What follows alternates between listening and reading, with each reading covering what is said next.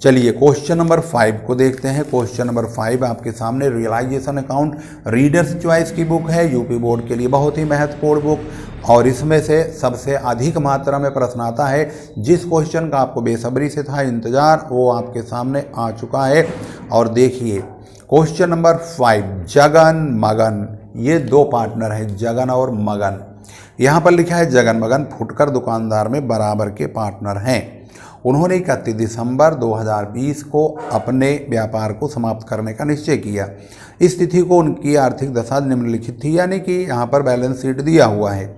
एक बात मैं आपको और भी बता दूं, जैसे आप नई बुक खरीदेंगे रीडर्स चॉइस की तो उसमें क्वेश्चन थोड़ा आगे पीछे हो सकता है। सवाल तो यही सारे रहेंगे, लेकिन हो सकता है एक दो क्वेश्चन अगर वो नया डाल देंगे तो इसका नंबर 5 है तो हो सकता है इसका नंबर 7 हो जाए, नहीं तो इसका नंबर 3 हो जाए या 8 हो जाए, पर सवाल सारे मिलेंगे।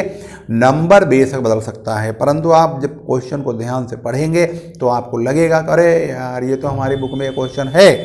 तो इस प्रकार से आपको ध्यान से समझना होगा।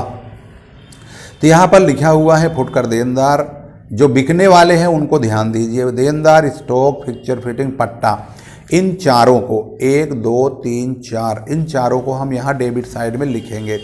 यहाँ पर आप टू सन्ड्री एसेट्स के नाम से हेडिंग डाल दीजिए, उसमें data, stock, fixture, fitting, lease, ये सारे चारों को यहाँ पर भर दो। जितने रुपए की बुक में लिखा हुआ है वैल्यू उतना ही लिखो, ना तो कम करने की ज़रूरत है ना ही ज़्यादा। टोटल आपको यहाँ पे 9,900 की संपत्ति दी गई है। उसके बाद जो लायबिलिटी में लेनदार है वो 900 रुपये का, उसको आप क्रेडिट में लिख दो। उसके बाद इनको बेचना है तो यहाँ पर पट्टा 3,000 में बिक गया, फिक्चर 1,100 में, स्टॉक 4,600 में बिक गया, देनदारों से 1,800 रुपये मिले, यानी ये चारों एक एक करके बिक गए। बाई कैश बैंक के माध्यम से लीज, फिक्चर, स्टॉक, डेटर ये चारों बिक गए, कुल 10,500 रुपये के बिक गए। ये हमारा लेनदार है। इसका भुगतान करने के लिए यहाँ पर बोला गया कि लेनदारों को पूर्ण समझौते में 860 रुपये देने पड़े। तो भाई लेनदार यहाँ लिख दो, टू कैश बैंक अकाउंट के नाम से क्रेडिटर का 860 रुपये का भुगतान कर दीजिए। इसमें वसूली का खर्च हुआ है 64 रुपये का, तो यह पेमेंट भी आप यहाँ पर कर दीजिए 64 रुपये का। 924 रुपये का भुगतान हो गया। क्रेडिट साइड का टोटल 11,400 है, जबकि डेबिट साइड का टोटल 11,400 से कम है, यानी ये साइड कम है, 10,824 है। तो 11,400 में 10,824 माइनस कर देंगे तो 576 रुपये आएगा। क्योंकि ये पार्टनर बराबर बराबर के हैं तो ये जो प्रॉफिट आया है इसको हम ट्रांसफ़र करेंगे जगन्स कैपिटल और मगन्स कैपिटल अकाउंट में। इसका आधा आधा यानी 288 रुपये। इसके बाद हम बनाएंगे पार्टनर्स कैपिटल अकाउंट। ज़्यादा तामझाम इसमें है नहीं। पार्टनर्स कैपिटल अकाउंट में जगन मगन का यहाँ पर बाई बैलेंस बीडी के नाम से इनकी पूंजी लिखेंगे, जो कि 6,000 4,000 रुपये दिया हुआ है। इनका रियलाइजेशन का प्रॉफिट डालेंगे, यही जो हमने अभी अभी रियलाइजेशन अकाउंट में निकाला था 288, उसको यहाँ पर क्रेडिट साइड में लिखेंगे। इन्होंने कोई संपत्ति वगैरह तो लिया नहीं है, इसलिए कैश बैंक के माध्यम से 6,288 बैलेंस आया, इसको यहाँ लिखेंगे और यहाँ पेमेंट कर देंगे। 4,288 यहाँ लिखेंगे और इधर हम पेमेंट कर देंगे कैश बैंक के माध्यम से, टोटल भी वही लिखेंगे। इसके बाद कैश बैंक अकाउंट में टू बैलेंस बीडी हम पुराना कैश का बैलेंस लिखेंगे, जो कि यहाँ पे 1,000 रुपया लिखा हुआ है। इसके बाद टू रियलाइजेशन अकाउंट के नाम से 10,500 रुपया लिखेंगे। कुल मिला के 11,500 रुपया आ जाएगा। तो ये आप सोच रहे होंगे कहाँ से आया, तो ये वैसे तो हमने पहले वाले सवालों में बताया हुआ है।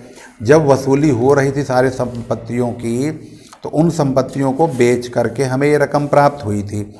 ये वाली रियलाइजेशन अकाउंट में ये सारा 10,500 रुपये हमें मिले, वो हमने लिख दिया। अब पेमेंट में 2 पेमेंट तो यही हो गया जगन मगन को। उसके बाद रियलाइजेशन हमने क्रेडिटर्स का और एक्सपेंसेज का पेमेंट किया हुआ है, ये वाला 924 रुपये का। तो ये पेमेंट हम 924 का कर देंगे।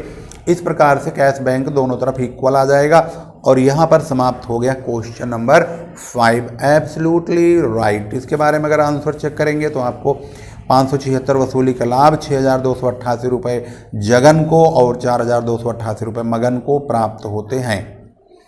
इस प्रकार से क्वेश्चन नंबर 5 भी समाप्त हो गया। बने रहिए, वीडियो शेयर करते रहिए, देखते रहिए, अंत तक देखो, स्टेप बाय स्टेप देखो, लास्ट तक देखो और वीडियो को शेयर करते भी रहिए। मिलते हैं अगले नेक्स्ट क्वेश्चन में, जिसमें आपको पढ़ना पड़ेगा भालचंद्र रमेश चंद्र वाला क्वेश्चन, जिसमें बैलेंस शीट तो नहीं बनी है लेकिन आवश्यक खाते बनाने के लिए कहा गया है।